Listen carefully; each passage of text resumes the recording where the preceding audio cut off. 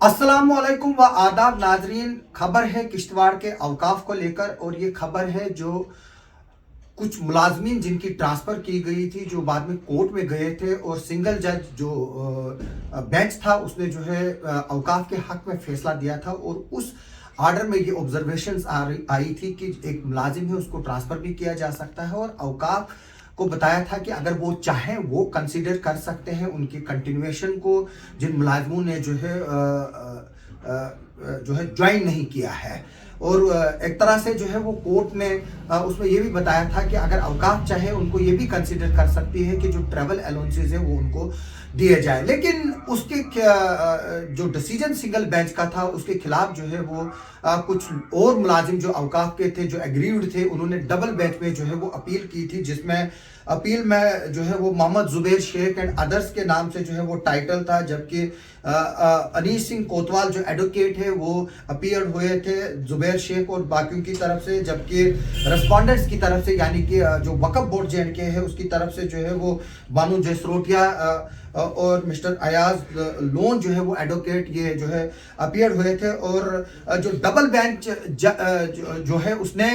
जो single bench का order है उसको जो है वो अपहेल्ड किया, यानी कि जो अपील सिंगल बेंच के डिसीजन के खिलाफ जो है वो पेटिशनर ने की थी उसको जो है वो रिजेक्ट करते हुए जो है बोला कि जो सिंगल बेंच का जो आर्डर है वो जो है इस वक्त ठीक है और उसमें जो है वो कोई खराबी नहीं है। और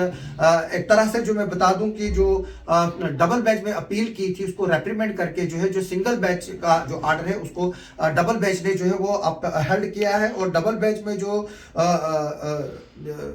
कॉरम था उसमें चीफ जस्टिस साहब खुद थे और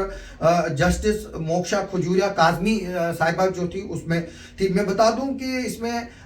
जो जजमेंट की कापी हमारे पास आई है और इसके मुताबिक जो है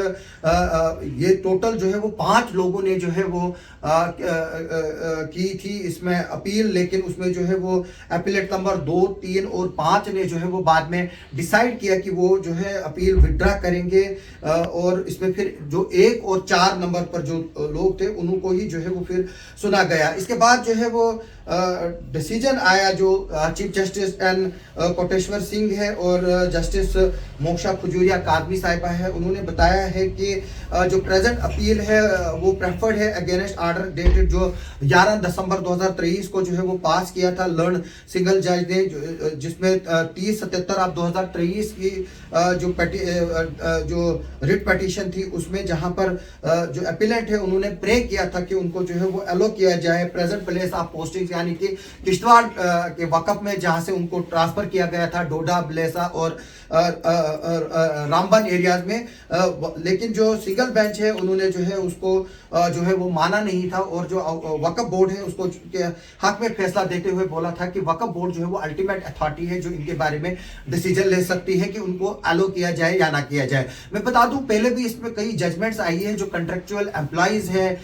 उनको जो है वो विदाउट नोटिस जो है वो जो गवर्नमेंट है या कोई इंस्टीट्यूशन है वो उनकी सर्विसेज को टर्मिनेट कर सकता है। यहाँ पर ये प्ली ली थी औकाफ ने कि जो अभी वक्फ के रूल्स जो है यूटी के बाद जो है एम्प्लॉयमेंट के रूल जो है वो फ्रेम नहीं हुए हैं, इसलिए जो डोडा और जो रामबन जिले में जो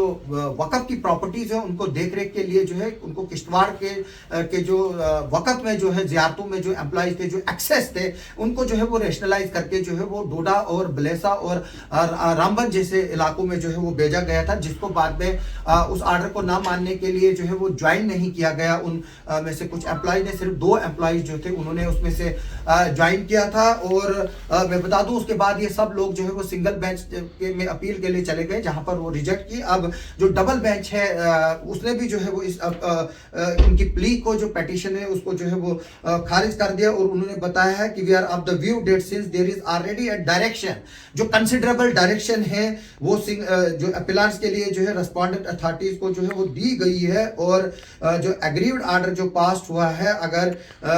उसमें कोई जो है वो आगे चलकर इनको लगेगा कि किसी तरह की उसमें जो है वो पेशरफ्त नहीं हुई है वो दोबारा जो है वो कोर्ट में आ सकते हैं, लेकिन अभी तक जो है इसमें किसी तरह का भी जो है वो रिलीफ जो है वो नहीं मिला। मैं यहाँ पर बताना चाहता हूँ कि ये जो मुलाजिम साहिबान हैं, मेरी अपनी पर्सनल ओपिनियन है, क्योंकि जब मैंने बताया था कि जब सिंगल बेंच में ये फैसला आया था, मैंने ये बताया था कि इसमें डबल बेंच में भी अपील हो सकती है, अब इसकी जो है वो फुल बेंच में भी अपील हो सकती है, सुप्रीम कोर्ट में भी अपील हो सकती है। लेकिन जो मसला अवकाफ के और रिप्रेजेंटेशन देखकर जो है वो हल हो सकता है, या अवकाफ के डिपार्टमेंट के साथ कोऑपरेट करके मसला हल हो सकता है, वो कोर्ट में जो है वो इस आर्डर के बाद लगता है वो हल नहीं होगा। मेरी भी ये रिक्वेस्ट है, क्योंकि इसमें जो है वो जाहिर सी तौर सी बात है कि शायद इतनी सैलरीज जो है वो इन एम्प्लॉयज ने नहीं ली होगी या नहीं लेंगे जितना कोर्ट में जो है उनको जो है वो खर्चा आएगा। और मेरी भी ये रिक्वेस्ट है इनसे कि अगर उनको चांस मिलता है वो जाकर जो है वो ज्वाइन करें न्यू प्लेस ऑफ पोस्टिंग पे। जिस तरह के ऐसे कि मैंने ऑफिशियल से भी पूछा था, उन्होंने बोला था कि ये जो है ट्रांसफर जो है वो चंद महीनों के लिए है या ज्यादा देर तक नहीं है। जैसे ही वहां पर रूल्स फ्रेम होंगे और अरेंजमेंट्स होंगे उसके बाद जो है इनकी पोस्टिंग जो है वो वापस भी जो है वो की जा सकती है। लेकिन मैं अभी की बात ये बता दूं कि अभी तक जो है जितने भी ये एम्प्लॉइज है वो अंडर हैंगिंग ही है, क्योंकि उनकी ज्वाइनिंग जो है वो अभी आई नहीं है। लेकिन जब ज्वाइनिंग आई है वो एलो नहीं की गई है, जिसकी ज्वाइनिंग एलो की गई है वही जो है इस वक्त आज जो है वो जो पेरोल है अवकाफ के उस पर है। लेकिन